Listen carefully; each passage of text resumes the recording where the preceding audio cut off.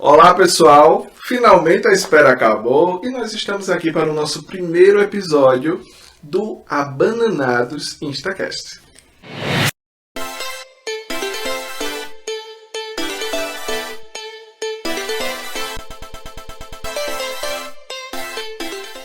E como foi?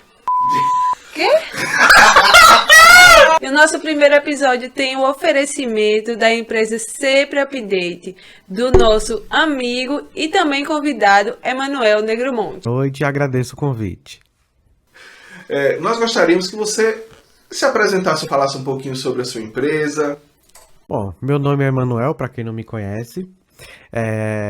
Estou morando a Bananeiras há alguns anos.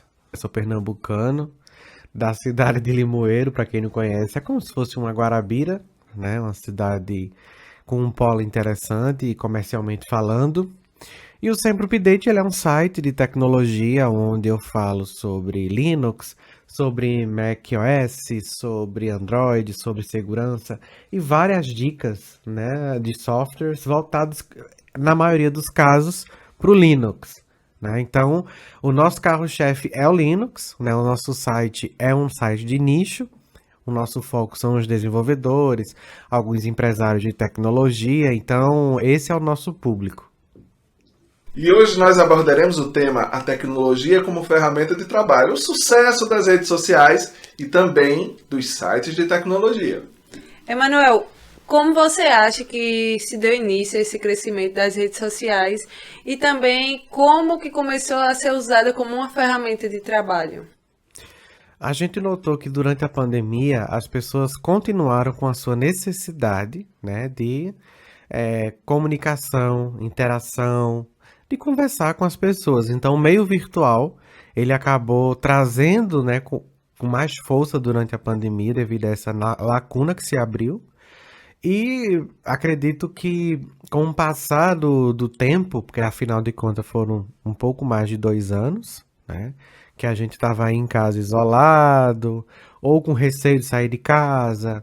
Então aquelas pessoas que já tinham uma rotina de encontrar amigos, passaram a fazer chamadas de vídeo. Teve gente que até tomava shopping assistindo ao outro amigo, cada um em sua casa. Né? Então, digamos que criou-se um universo paralelo e as redes sociais foi literalmente a ferramenta mais utilizada para esse fim. Então, como já havia essas reuniões, né, de happy hour entre amigos, também houve a necessidade de abrir-se algo para que pudesse dar chance para suprir uma lacuna semelhante do que acontecia nas universidades, nas escolas, em vários setores, em vários segmentos. E aí também começou-se o trabalho de casa, né, onde muita gente começou a trabalhar no home office e para se comunicar com os colegas de trabalho também começou-se a utilizar as redes sociais. Então as redes sociais praticamente, eu posso dizer sem medo de errar, foi a representação virtual de muita gente durante a pandemia. Quem não podia ir presencialmente usava as redes sociais. A gente sabe que a pandemia ela modificou muitas coisas, né, com relação ao uso das redes sociais. Né? As pessoas precisaram utilizar mais as redes sociais durante a pandemia, ficaram dentro de casa. Muita gente usou o TikTok para fazer as dancinhas. O que é que você considera que a pandemia trouxe de pontos positivos e também de pontos negativos em relação às redes sociais?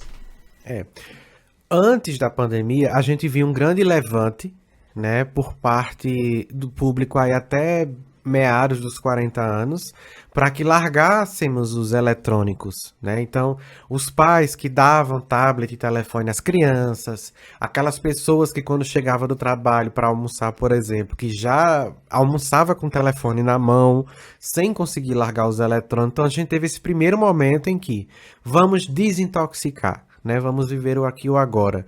Então, existiam pessoas... muita gente com certeza deve ter conhecido alguns bares, por exemplo, em São Paulo, em Recife, que as pessoas eram convidadas a ficar sem o telefone. E o fato de ficarem sem o seu telefone na mesa e aproveitar o momento com os amigos, rendiam descontos na conta. Então existiam algumas campanhas assim, para que as pessoas realmente desintoxicassem. Então começou-se esse movimento. né? Então, se alguém queria reclamar de alguma coisa, nós tínhamos aí os protestos, nós tínhamos as questões das pessoas irem, por exemplo, a Brasília e tantos outros lugares que as pessoas costumam se juntar, né, para lutar por alguns direitos. Com a pandemia, isso ficou limitado, né? Então, por uma questão de segurança, isso não seria possível, essas aglomerações, até porque é uma doença nova, o Covid pegou todos de surpresa, o mundo parou, e o fato do mundo parar trouxe outras questões. E que questões foram essas? Criou-se esse universo paralelo, esse universo virtual. Nós temos até aí um exemplo do Facebook, que está criando o metaverso, que vai ser um ambiente 3D, não vai ser somente texto e redes sociais. Então você vai criar o seu avatar, que vai poder caminhar numa cidade também virtual, fazer coisas totalmente virtuais. Então criou-se esse universo paralelo, né? Só que ao mesmo tempo, enquanto eu tenho um universo paralelo de pessoas que querem matar a saudade, se reunir, trocar uma ideia, né, eu tenho também os haters, que se formaram ao redor disso. Então, é como tem uma frase que diz assim: uma tampa de caneta pode ser uma arma na mão de quem sabe usar. Então, uma tampa de caneta pode tampar uma caneta e pode ferir alguém. Você pode furar o olho de alguém, você pode espetar alguém. Isso vai trazer danos. Mas as redes sociais também têm isso. Então, ela pode ajudar pessoas saudosistas se encontrarem, matar a saudade, se rever, e também pode fazer com que essas pessoas que alimentam ódio e vivem disso criem seus grupos e estejam ali também infiltrados. Então, a rede social hoje ela tem esse papel. O grande X da questão é que, como as redes sociais elas são verdes, elas ainda não estão totalmente amadurecidas, não há uma legislação forte sobre isso, a legislação ela ainda está sob construção, então algumas pessoas acham que as redes sociais é terra de ninguém. E o fato de acharem terra de ninguém fazem com que essas pessoas se achem no direito de falar o que quiserem, para quem quiserem, a hora que quiserem, como se a verdade estivessem na sua própria opinião sobre os outros. E não é bem assim. Quando ele falou de metaverso, eu já imaginei ali o meu avatarzinho com cabelo roxo, já que eu não tenho coragem de pintar aqui na vida real. Então eu já imaginei meu avatarzinho ali com cabelinho roxo. Fico pensando num avatar parecido comigo. Se eu já me acho o próprio avatar desse tamanho, vamos caçar os pokémons. É luta na vida do crente, né? Mas aí, Emanuel, falando ainda das redes sociais, nós tivemos uma grande evolução nas redes sociais. E eu queria que você falasse um pouquinho sobre o que você achou dessa evolução nas redes. Eu acho que a evolução, eu acredito que tem acontecido em matéria de tecnologia, né? Então, criou-se um mercado, né? Então, equipamentos eletrônicos, eu acho que todos os provedores de internet tiveram aí seus clientes fazendo upgrade de plano, subindo as suas velocidades, porque quem é que não tem alguém que precisa trabalhar em home office, alguém que precisa estudar, né? E vídeo requer uma boa conexão, uma conexão estável, né? E para que se possa trabalhar. E aí veio também aqueles que gostam de jogar jogos online. Então, assim, houve uma evolução tecnológica e houve um aumento das pessoas sentirem necessidade de se expressar nas redes sociais. E em contrapartida também tiveram os haters que resolveram se aglomerar, né, e espalhar o ódio pela web, né? Então, eu costumo dizer que o espaço virtual nas redes sociais não é muito diferente do espaço físico. O grande X da questão é que no espaço físico a gente não via claramente, abertamente, né, escancarado. Agora com as redes sociais não, a gente descobre tudo a qualquer tempo, em qualquer lugar. Afinal de contas, todo telefone hoje tem uma câmera, tem um microfone. Então, viu algo esquisito, a pessoa já grava, publica, já vira uma notícia. E agora a gente tem uma palavra que está em alta, que é viralizar. Então, viralizou, pronto, já era, né? Vai passar aí num portal do G1, por exemplo. Já tem um público gigante que vai ver aquilo também. Então, a gente teve a percepção do ser humano sobre a instantaneidade da rede social. Tirou foto, publicou, foi. Já tá na web. Então as pessoas printam, gravam, tiram fotos, salvam imagens, fazem tudo. Então a gente teve um avanço tecnológico e a gente teve aí essa abertura, esse escancaramento de uma sociedade complicada, né? Que infelizmente a gente vê que precisa muito de uma terapiazinha.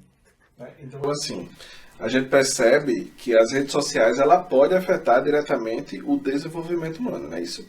Eu queria saber de você, de que forma esse desenvolvimento humano pode ser afetado por essas redes sociais.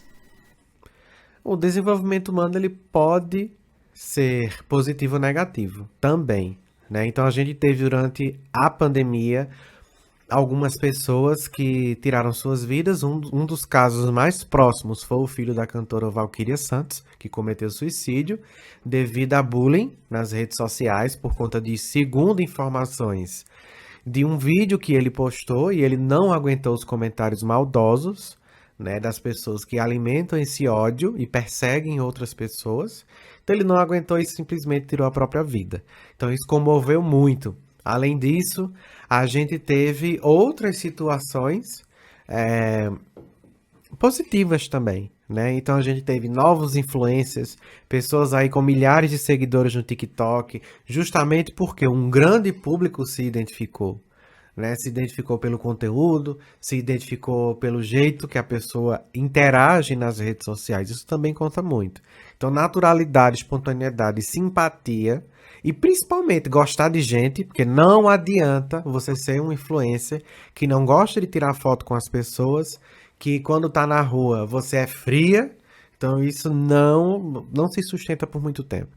Então, o segredo é ser natural e seguir com o seu público, né? Sempre vai ter mais gente, e mais para crescer e para conhecer também a rede social. Afinal de contas, nem todo mundo, por incrível que pareça, tem rede social, tem Facebook, tem Instagram, não. Uma coisa ou outra. Hoje em dia, eu acho que a grande maioria das pessoas tem WhatsApp, mas redes sociais ainda não é a realidade para muitas pessoas. E pegando esse gancho dos influencers, né? Eu gosto muito de uma frase que o Andinho, nosso influencer potiguar, ele fala, né? Eu não influencio nem cachorro. E realmente a gente percebe que tem influenciadores que realmente influenciam de alguma forma e tem pessoas que só estão ali na rede social utilizando aquilo como ferramenta de trabalho. Não que ela influencie tantas pessoas assim, né? Mas ela acaba de alguma forma utilizando aquela ferramenta como uma ferramenta de trabalho que também é muito interessante e muito bacana. Uma pausazinha. Que barulho é isso? É ali, o pé dela.